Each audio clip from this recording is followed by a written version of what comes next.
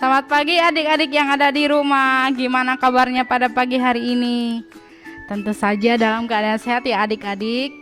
Nah adik-adik, kita akan memulai ibadah kita pada pagi hari ini. Tapi adik-adik kita berdoa dulu. Yuk kita berdoa. Tuhan Yesus, terima kasih untuk penyertaan-Mu kepada kami. Karena Tuhan telah memberkati kami sepanjang malam hari, sehingga kami bisa bangun di pagi hari yang indah ini. Dan sebentar lagi Tuhan kami akan beribadah. Kiranya Tuhan berkati kami di ibadah kami, di awal, pertengahan, dan akhir. Terima kasih Tuhan Yesus. Amin. Nah adik-adik, Karina ajak untuk bangkit berdiri. Kita akan menyanyikan satu pujian, yaitu Mari Kita Bersukaria. Ayo kita menyanyi adik-adik.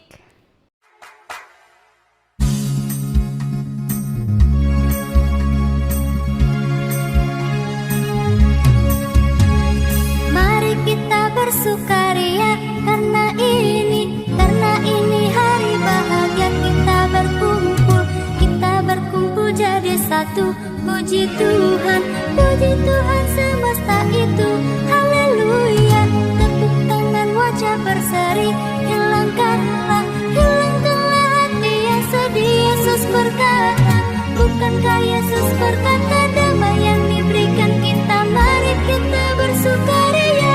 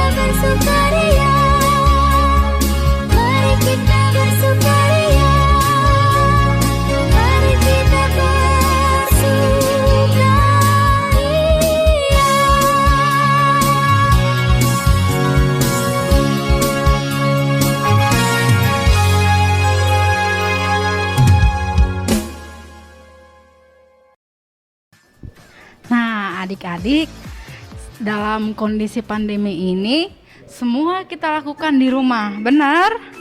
Belajar di rumah, ibadah di rumah, nonton TV juga di rumah aja kita ya adik-adik. Nah seperti lagu berikut, semua dilakukan di rumah. Nah adik-adik, ayo kita memuji Tuhan bersama teman kita Prisil dan Tasya. Judul lagunya adalah Di Rumah Aja. Ayo kita bernyanyi.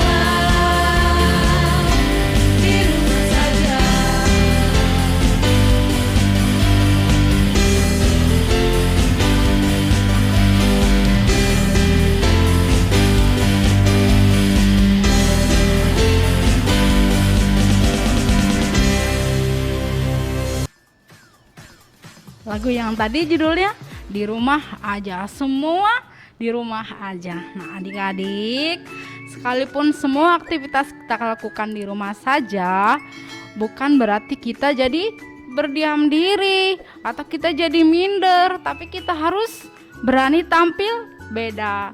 Seperti lagu berikut ini. Kita menyanyi lagi yuk adik-adik. Kita menyanyi bersama Tasya dan Manuela. Aku berani tampil beda.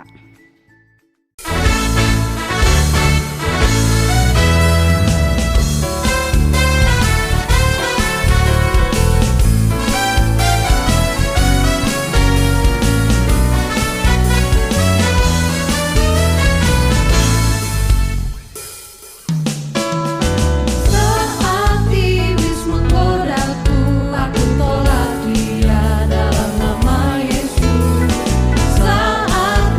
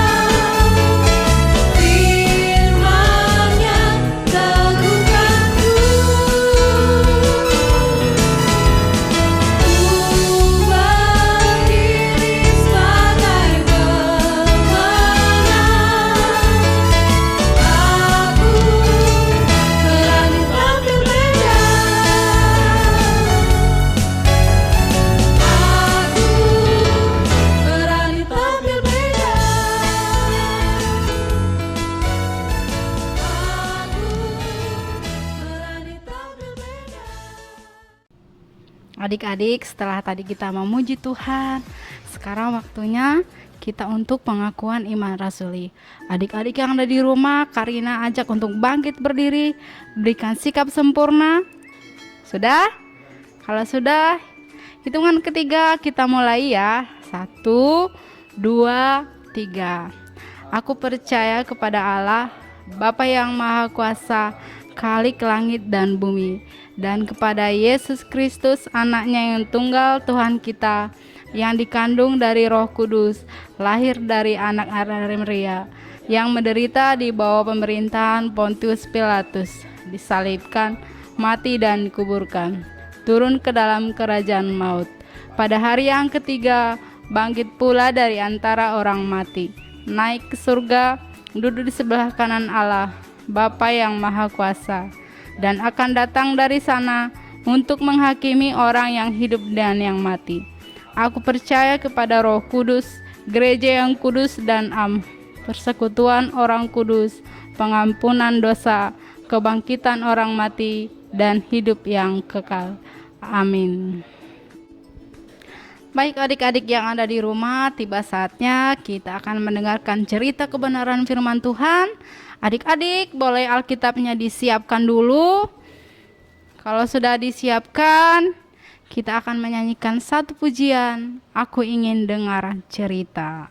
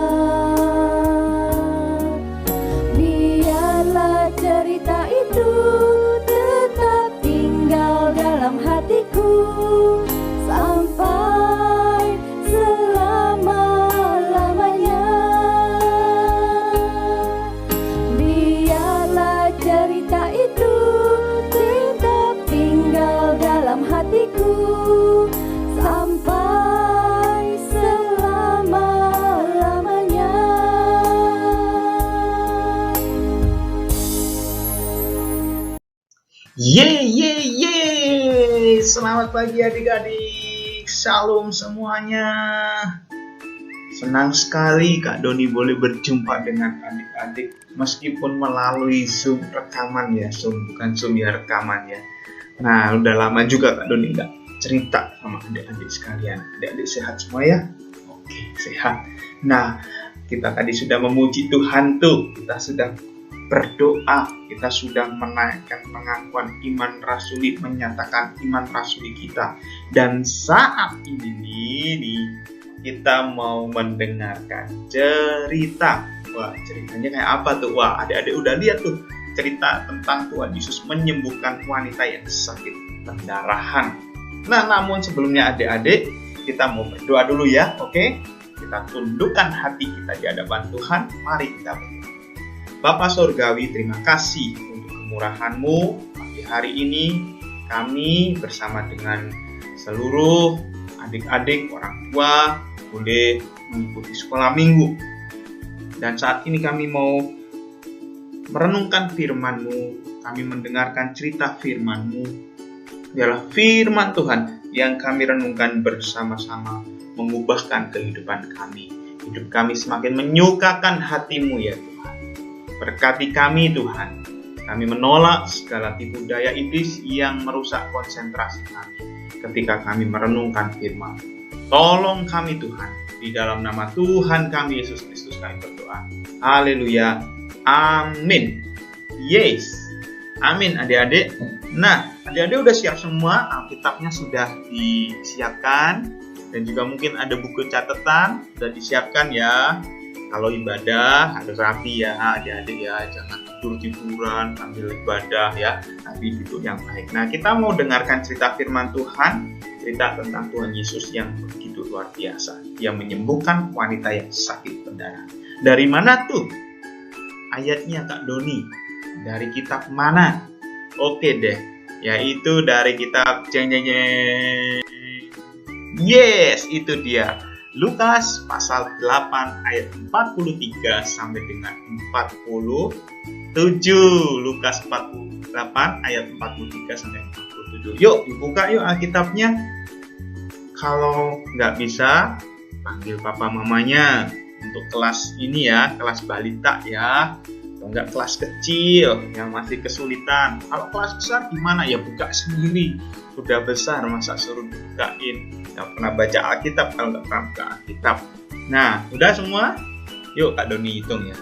1, 2, 3, 4, 5, 6, 7, 8, 9, 10. Yes, oke, sudah buka semua ya. Oke adik-adik, kita mulai yuk ceritanya nih.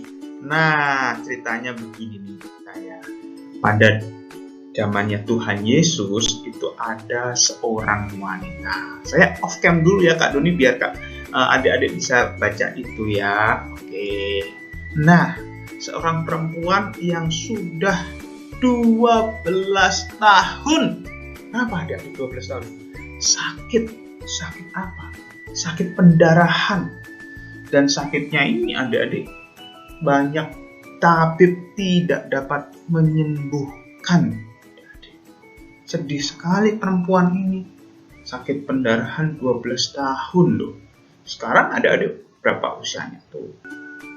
Ya, lama sakitnya, menderita, badannya lemah. Ya. Nah, ia datang ke tabib A, tabib B, tabib C, menghabiskan banyak sekali uang, menghabiskan banyak tenaga, kesana kemari, tetapi adik-adik sayang sekali tidak dapat menyembuhkan penyakitnya. Semuanya seolah-olah sia-sia. Kasihan ya ibu-ibu ini ya. Nah, ada satu kali wanita ini mendengar loh tentang Tuhan Yesus, tentang kabar Yesus yang mengajar, yang mampu menyembuhkan orang sakit dan lain sebagainya. Dan ia merasakan bahwa kalau aku dapat pergi kepada Tuhan Yesus, aku bisa sembuh nih. Wah, dia punya iman yang timbul dari pendengaran tadi tentang Tuhan Yesus. Akhirnya apa yang terjadi? Wah, di dalam tubuh yang lemah dan dia susah payah, akhirnya dia datang. Kemana? Ke pantai, di mana Tuhan Yesus sedang mengajar. Dia mencoba tuh menerobos. Banyak sekali orang-orang yang dengar. Waduh, tapi oleh karena banyaknya orang, dia nggak berhasil, adik-adik. Dia nggak berhasil. Dia kayaknya putus asa nih. Gimana ya? Perempuan ini kasihan. Nah, sekali lagi adik-adik yang mengikuti Tuhan Yesus dari rumah Matius Lewi. Namun demikian, belum juga sampai kepada Tuhan Yesus. Tadi nggak berhasil, sekarang nggak berhasil. Rasanya gimana ya? Karena memang yang mengikut Tuhan Yesus tuh banyak sekali adik-adik. Ada orang-orang berkerumun di situ. Nah, kalau dulu kan belum ada corona, nggak pakai masker, boleh berkerumun ya. Ya. Wanita itu mau datang Tuhan Yesus, kehalang banyak sekali orang-orang yang mengikuti Tuhan Yesus juga. Gitu. Nah, waktu Tuhan Yesus berjalan melalui orang banyak itu, Yesus mendekat kepadanya. Wah, ini ada posisi yang begitu dekat dengan wanita ini, wanita yang sakit 12 tahun ini. Apa yang dilakukan adik-adik ya? Wah, ketika mendekat, meskipun mendekat, tapi jangan lupa adik-adik, masih ada orang banyak yang mengikuti dan berdesak-desakan. Adik-adik pernah nggak waktu naik kereta api listrik di Jakarta pagi-pagi, wah, desak-desakan. Apalagi juga waktu ke pasar, desak-desakan, banyak orang, susah sekali untuk jalan. Wah, kondisinya ya kayak begitu, kurang lebih adik-adik. Nah, Yesus sedang dalam perjalanan ke rumah kepala rumah ibadat yang bernama Yairus. Posisinya udah dekat, tapi banyak orang, karena Tuhan Yesus memang sedang berjalan ke rumah Yairus. Nah, wanita tadi mulai berpikir, aduh, ini nih kesempatan, udah deket nih. Aku mau deh disembuhkan oleh Tuhan Yesus. Lalu wanita ini akhirnya tuh, lihat tuh adik-adik, dia masuk ke gerombolan, berdesak-desakan, dan di dalam hati dia berkata apa? Asal ku jamah saja jubahnya, aku akan sembuh. Wah, luar biasa sekali iman dari wanita ini. Ya, Tuhan Yesus berjalan, bondong-bondong sama murid-muridnya, banyak orang juga yang ikut. Wanita ini, wah, desak-desakan. Asal aku pegang jubahnya saja, aku akan sembuh. Dia mengulurkan tangannya, adik-adik. Mulai maju ke depan, mengulurkan tangannya. Dia pelan-pelan. Dan apa yang terjadi? Akhirnya adik-adik, wanita ini menjamah pinggir jubah dari Tuhan Yesus. Dipegang. Ketika dipegang, apa yang terjadi? Dahsyat, luar biasa. Sekejap itu juga badannya yang lemah dan sakit, dia langsung merasa sembuh. Hebat, luar biasa. Tepuk tangan adik-adik. Wah, wanita yang sakitnya 12 tahun, para tabib gak bisa menyembuhkan, semuanya sudah habis hartanya, tetapi disembuhkan oleh Tuhan Yesus melalui satu pegangan aja, satu jamahan kepada jubah Tuhan Yesus. Langsung wanita ini sembuh. Luar biasa sekali adik-adik. Waktu itu penyakit dan tubuhnya mulai pulih dan diganti kekuatan yang baru tuh. Ya, gambarnya tuh adik-adik lihat ya. Wanita itu yang tadinya sedih sekarang bergembira merasakan jamahan kesembuhan dari Tuhan Yesus. Tuhan Yesus tiba-tiba berhenti dan orang banyak pun ikut berhenti. Kenapa ya?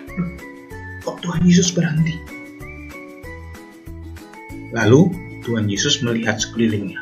Wah, bertanya dengan suara yang nyaring. siapa yang menjamah aku? Siapa ya adik-adik ya? Siapa ya? Yang lain, orang-orang yang di sekelilingnya para murid, siapa? Lihat kanan kiri, siapa? Gitu ya. Gimana sih guru? Siapa ya? Bukan aku ya. Orang banyak itu menjawab pertanyaan yang aneh itu dengan muka yang heran ya. Dikerumunin dari segala penjuru, didesak ke sana kemari, dan itu merupakan suatu pertanyaan yang aneh. Ya jelas lah, kalau memang desak-desakan pasti terkena jubahnya, terkena sikupnya, dan lain sebagainya. Bingung mereka ya. Lalu Tuhan Yesus Petrus ngomong, engkau melihat bagaimana orang banyak ini berdesak-desakan dekatmu, dan engkau bertanya, siapa yang menjamah aku? Pertanyaan ini ya, si Petrus ini ngomong, ya nggak tahulah Tuhan, kan banyak orang, maksudnya begitu nih si Petrus nih ya. Wah, Yesus menjawab gimana? Ada seorang yang menjamah aku, sebab aku merasa ada kuasa keluar dari diriku. Waduh, ternyata itu. Ya, Tuhan Yesus tahu, merasakan ada satu kuasa keluar dari tubuhnya. Nah, akhirnya perempuan itu datang. Karena perempuan itu tidak dapat menyembunyikan dirinya, dia datang dan gemetar lalu sujud di kaki Yesus. Perempuan ini ketakutan, teman-teman. Aduh, gimana ini? Lalu dia sujud dan dia gemetar ya di kaki Tuhan Yesus. Tuh, lihat tuh ya. Ini dia mengaku, ini loh aku Tuhan yang menjamah. Dia gemetaran. Nah, apa yang dilakukan Tuhan Yesus, teman-teman ya? Wah, perempuan tadi ngomong sambil menangis. Ya, aku sudah 12 tahun sakit. Lalu ketika aku mendengar tentang engkau, aku berkata pada diriku sendiri, asal ku jamah jubahnya saja aku sembuh. Dan aku akhirnya bisa sembuh, Tuhan. Dia bercerita sambil menangis. Karena juga dia senang, tapi juga takut ya. Takut diapa-apakan ya.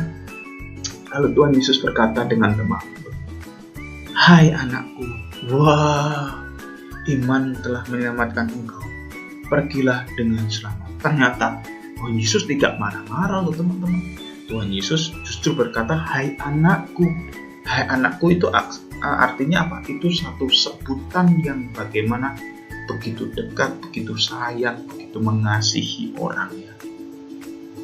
Kalau zaman dulu orang tua memanggil anak muda yang disayangi dengan sebutan anakku itu merupakan satu sebutan sayang, mengasihi sekali gitu. Ternyata Tuhan Yesus mengasihi orang yang sakit, semua orang dikasihi. Ya, imanmu telah menyelamatkan engkau. Pergilah dengan selamat. Akhirnya perempuan tadi bersuka cita, terima kasih Tuhan, Engkau telah menyembuhkan aku. Nah, itu teman-teman ceritanya. Ya, luar biasa bukan? Tuhan Yesus menyembuhkan, memberikan pemulihan bagi perempuan yang sakit pendarahan 12 tahun. Nah, adik-adik, Tuhan Yesus tuh sayang sama semua orang. Yesus sayang semua. Yesus sayang semua. Nah, teruskan sendiri nanti di rumah ya lagunya. Nah, di gambar itu adik-adik Tuhan Yesus menyembuhkan orang yang sakit, nggak bisa melihat, buta, tuli, bisu, semuanya disembuhkan oleh Tuhan Yesus. Tuhan Yesus sanggup memberikan pemulihan. Nah, bukti sayangnya Tuhan Yesus bagi kita semua yang paling besar adalah ketika Tuhan Yesus mati di kayu salib.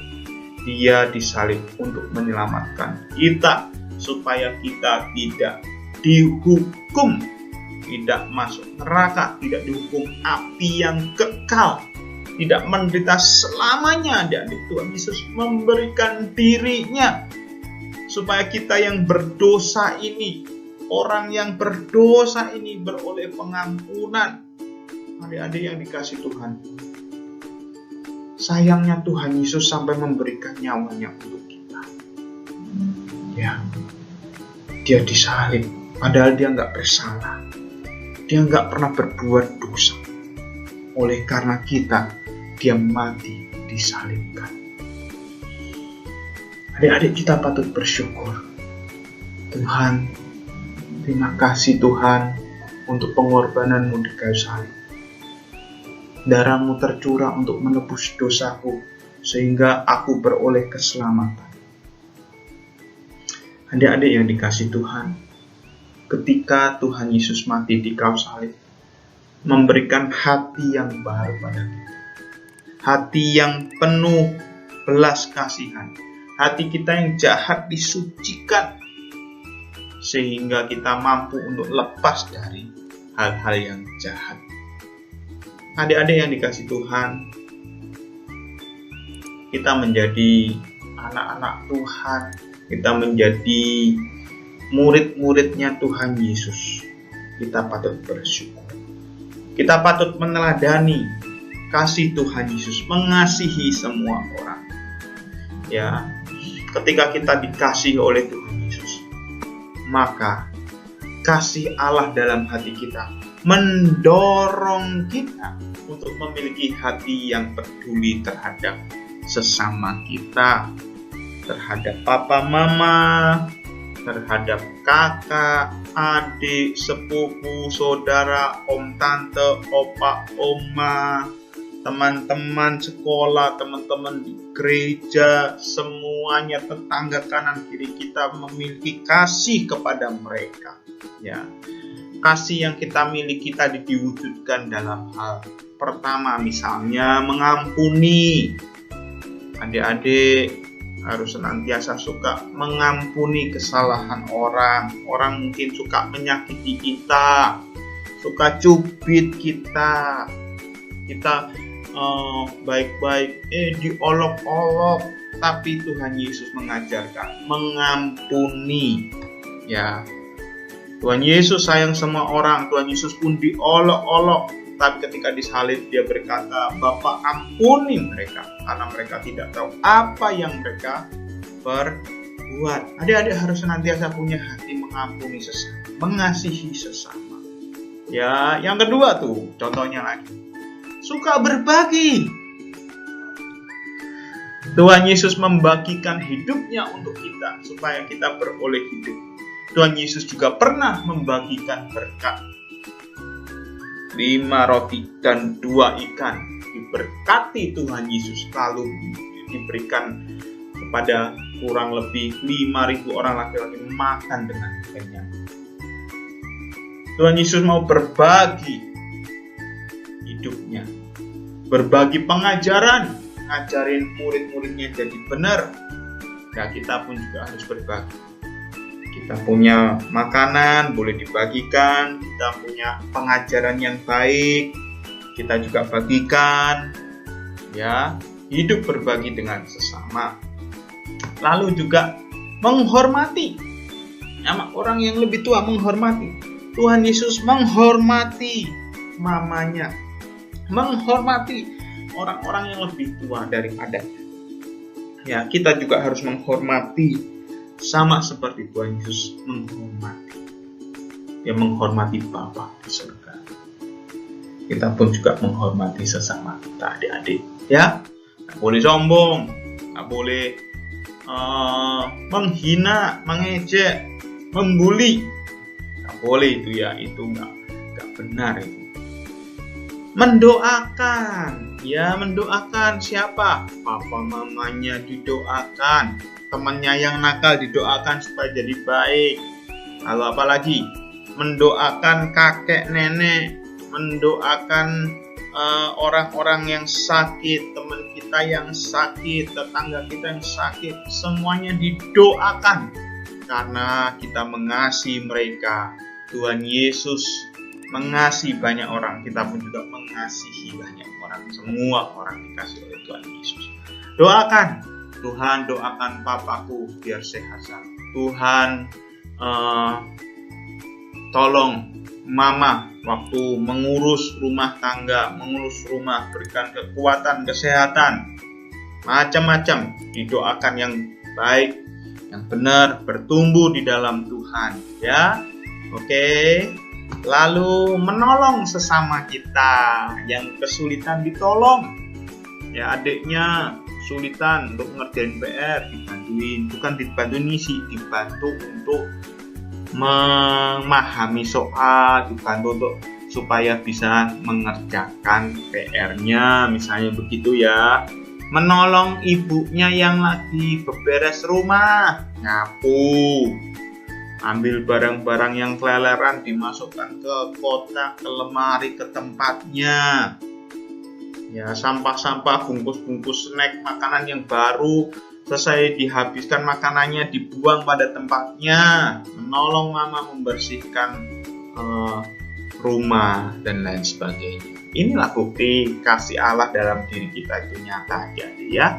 Tuhan Yesus sayang semua orang, kita juga harus sayang semua orang. Wujud sayangnya banyak. Kak Doni cuma kasih 5, mengampuni, berbagi, menghormati, mendoakan, dan menolong. Oke adik-adik.